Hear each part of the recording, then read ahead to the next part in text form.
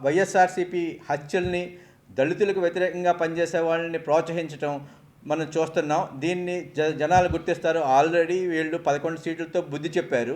ఇప్పుడు అభివృద్ధి నిరోధకంగా ఇటువంటి కార్యక్రమాలు, కులాల మధ్య చిచ్చు పెట్టడం, దళితులని హత్య చేసిన వాళ్ళని కాపాడటం, ఇదే విధంగా ఈయన కరపత్రిక కూడా 2 రోజుల 2 కులాల మధ్యన, కాపు కమ్మ కులాల మధ్య చిచ్చు పెట్టే విధంగా ప్రవర్తించారు.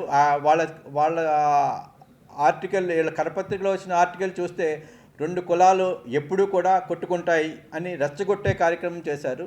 ఈ జగన్కి ప్రత్యేకంగా చెప్పేది ఏంటంటే, ఈయనకి కులాల మధ్య విడిచిపెట్టడం. మా గోదావరి జిల్లాలు ప్రశాంతంగా ఉండే జిల్లాలు, పచ్చని పొలాలు, కొబ్బరి చెట్లతో ప్రశాంతం జిల్లా. వాళ్ళు అధికారంలో ఉన్నప్పుడు కొన్ని కులాల మధ్య చుట్టు పెట్టారు. ఇప్పుడు మళ్ళీ ప్రత్యేకంగా కొన్ని కులాల మధ్య చుట్టు పెట్టాలని చూస్తున్నారు.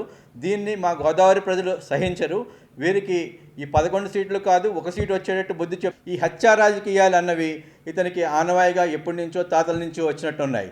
అదేవిధంగా దస్తగిరిని హత్య చేయటం కూడా ఈ మధ్య చూస్తున్నాం. వీళ్ళందరూ కూడా ఓన్లీ హత్యలు చేసే వాళ్ళని ప్రోత్సహించటం, ఇటువంటి రాజకీయాలు చేయటం ప్రజలందరూ కూడా గమనిస్తున్నారు. అభివృద్ధి పదంలో నడుస్తున్న ఆంధ్రప్రదేశ్ రాష్ట్రాన్ని ఇతను అడ్డుకోవాలని చూస్తున్నాడు. జగన్మోహన్ రెడ్డి ఇతని ఆలోచన విధానం, పోలవరం ప్రాజెక్టు కానీ, అమరావతి నిర్మాణం కానీ ఎంతో వేగతరంగా జరుగుతుంది. అంతేవిధంగా ఆల్సన్మెట్టెల్ కానీ రకరకాల పరిశ్రమలు ఆంధ్రప్రదేశ్కి వస్తున్నాయి.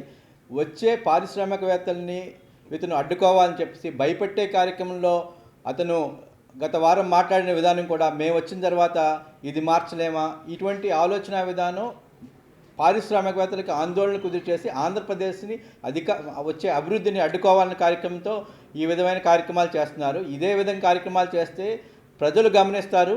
మీరు అభివృద్ధిని అడ్డుకుంటే ఈ 11 సీట్లు 1 సీటు అవటం ఖాయం. ఈ విషయంలో ప్రజలు చాలా ఆలోచన విధంగా ఆంధ్రప్రదేశ్ అభివృద్ధిని అందరూ కోరుకుంటున్నారు. నువ్వు ఎన్ని ఎత్తుగడలు వేసినా ఈ ఆంధ్రప్రదేశ్ అభివృద్ధిని అడ్డుకోలేవని చెప్తున్నాం.